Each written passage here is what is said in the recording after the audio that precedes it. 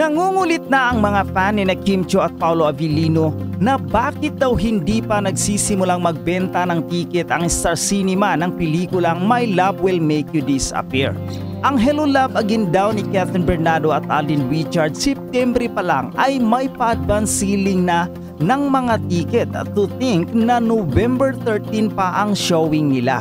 Ang My Love Will Make You Disappear ay ipapalabas na sa February 2025 at dahil December na ngayon, kaya pinupush nila na makabili na ng mga tiket. Pakiusap din ng mga fan, huwag puro black screening ang tinututukan na mas maganda pa rin kung yung mga walk-in o mga casual viewers ang hikayatin talaga na manood ng pelikula. Pero yun nga ang tanong ng mga fan, kailangan ba daw magsisimulang magbenta ng mga tiket ang Star Cinema? Well, sa ngayon kasi ay busy pa rin ang Star Cinema people sa pelikula ni Vice Ganda. Ang And the Bride Winner Is nakasali nga sa Metro Manila Film Festival. Siyempre naman dahil ilang araw na lang ay showing na ang pelikulang ito ni Direk John Lana kaya mas magandang dito rin muna mag-focus. But definitely hindi pababayaan ng Star Cinema ang Kim Pao movie na sigurado sa unang linggo pa lang ng 2025 ratsada na agad sila ng mga paandar.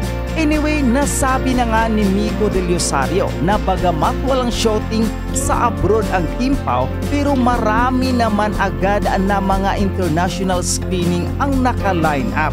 So abang-abang na lang ang mga Kim Pao fans.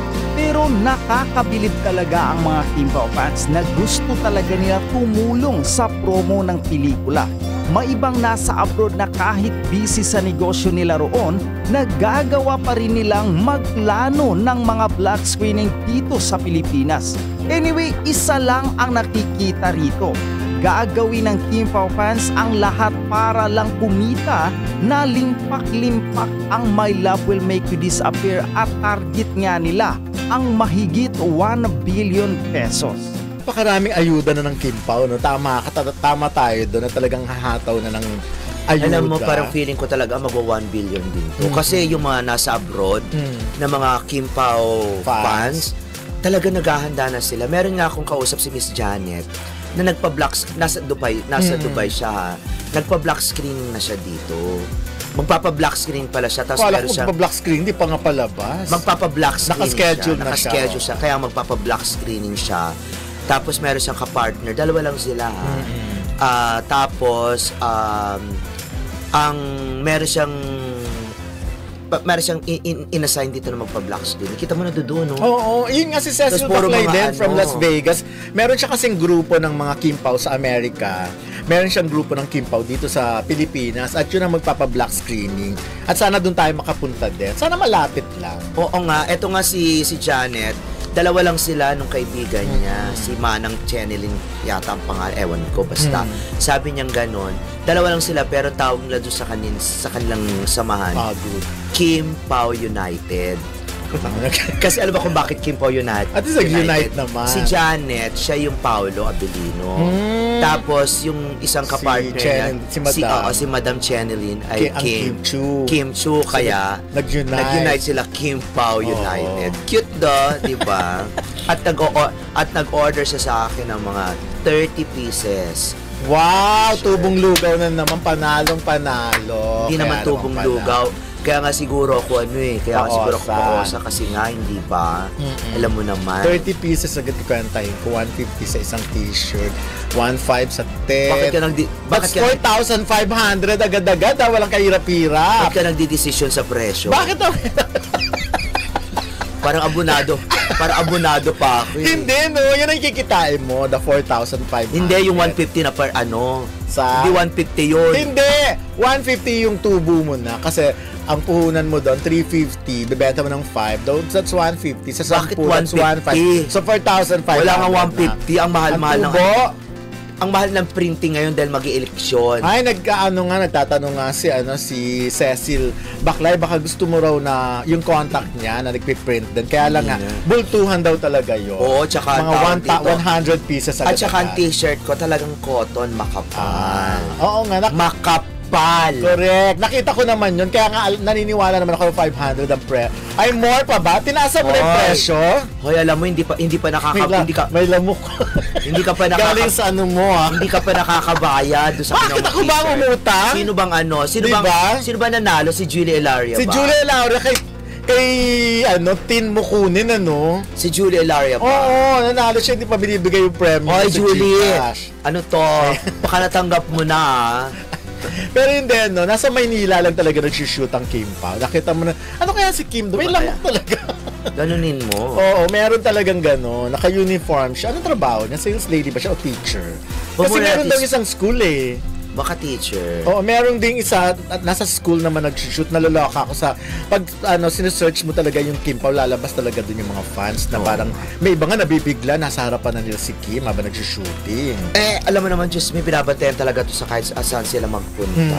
Diba? Pero abangan na lang natin sa mga susunod na mga araw. Ang dami maglalabasan na lahat ng mga behind the scene at kahit katulad nung di ba nung Kat din, di ba nagsushooting sila, ang dami-dami nagpawa picture sa kanya. So nalalaman natin kung ano yung mga day-to-day activity nila sa shooting. So dito ngayon, nakaka-excite lang kasi parang nagsimula pa lang ngayon tapos parang nag-escalate na. Correct. Tsaka halos everyday. Kung parang nagsalang ka ng tubig sa kalan tapos ngayon parang nakikita mo parang umusok-usok na tapos mamaya dyan kukulo na, di ba? Wala nang kaduda-duda. Doon sa mga katulad niya, si Janet, nagtatanong nga, sila ba talaga? Baka naman pinasasakay lang tayo dahil meron silang pelikula. Paano sinasagot yung ganyan? Sabi ko, hindi naman siguro, hindi naman sila gagawa ng ganito para lang, di ba, paasahin tayo or para lang kumita ang kanilang pelikula. Walang ganun.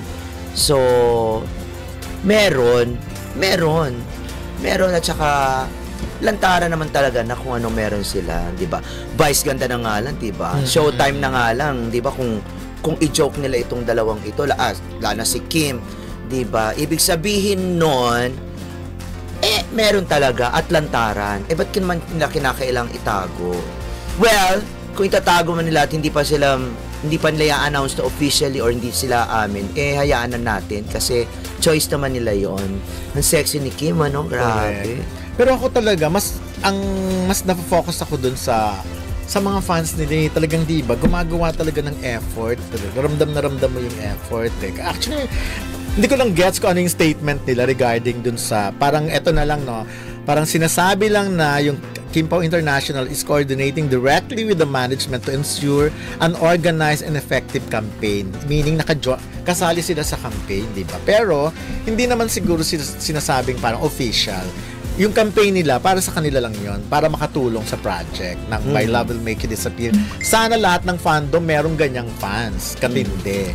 Ang sa akin kasi, parang yung gumawa ka na ng black screening. Ayun nga. Bumuo ka ng black screening, tapos pumunta ka sa mga mall tours, tapos ipa-trending mo, i-post mo yung mga ganap ng Kim Pao.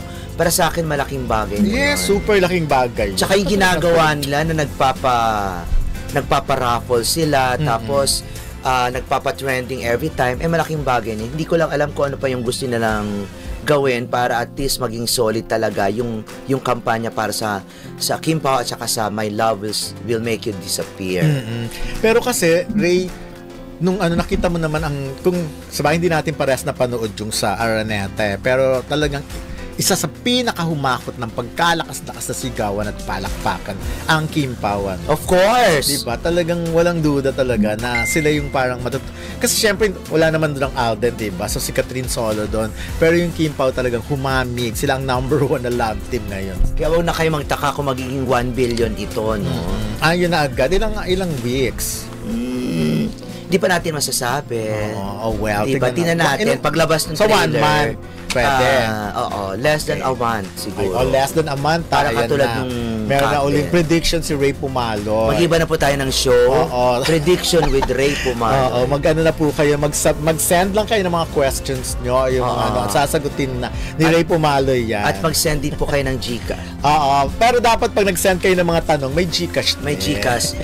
Ang tanong, isang tanong, magkano? 500. Ay, wow.